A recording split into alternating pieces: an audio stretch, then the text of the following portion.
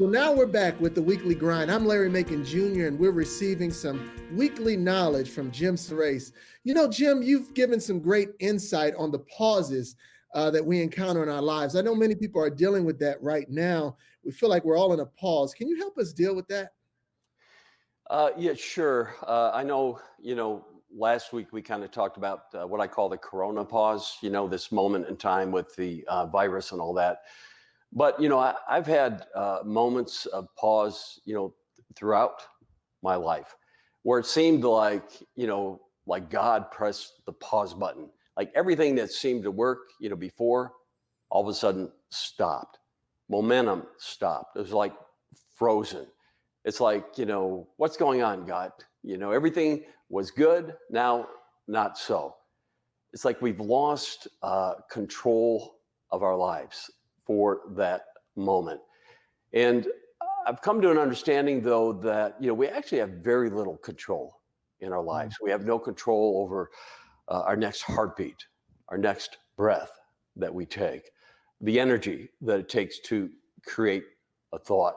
So instead of yelling at the wind when these things occur, maybe it's time to open up the package, so to speak. Contemplate this moment in your life. What is this moment speaking to you? And understand too that, if everything is the same, with the busyness of life, and, we're on this path and when it's the same old, we never ever take that stop, take that pause to maybe access a different path, a different way, an open door that may lead to a greater opportunity, might even be a corrective direction.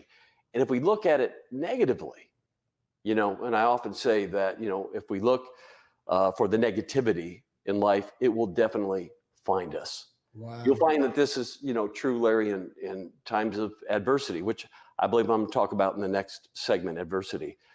But, as I mentioned in the last couple segments, the culture in our business is mind, body, spirit. Sometimes these pauses are a time to reconnect, like a spiritual reconnection.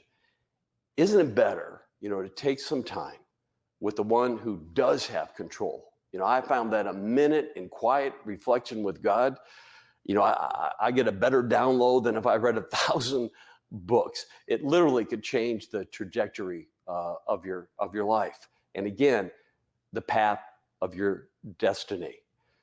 I find that, accessing God's thoughts. In fact, Einstein once said that, this is what he said. He said, I want to know God's thoughts. Everything else is irrelevant. Now, the Bible does say that his thoughts are far above our thoughts. I understand that, but it does not say we can't access them. Think of pauses like maybe like a recess in life. Larry, when we were in school, back a lot of years ago, when people would ask you what your favorite subject was, how many of us would immediately respond, recess? That's right. That's right. So take the pause as a recess for a reset. I like that. I think if we, interviewed 1,000 people and asked them if they wanted a reset in their life, I would think the majority would say yes. So I've learned in these situations that things that I would never have learned had I continued on the same path. In that place, when you take a moment of reflection, you find that there's new avenues, new places, new opportunities. And absolutely, look at, open that box, look at it positively, and, seek the light. And I've discovered that it's much better to profess the light rather than address the darkness. And you'll find major changes in your life.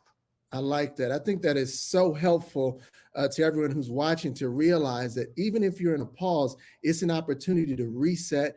It's an opportunity for something better to happen in your life. I appreciate this wisdom, Jim, and I'm really enjoying these weekly grinds. I just want to say to all of our viewers again, every Monday we're here with you, but we also want you to go to YouTube, look up the Weekly Grind on WKYC, or also look on WKYC's website. But again, Jim, we're looking forward to next week, and thank you again for our daily dose of wisdom on the Weekly Grind. Thank you, Larry.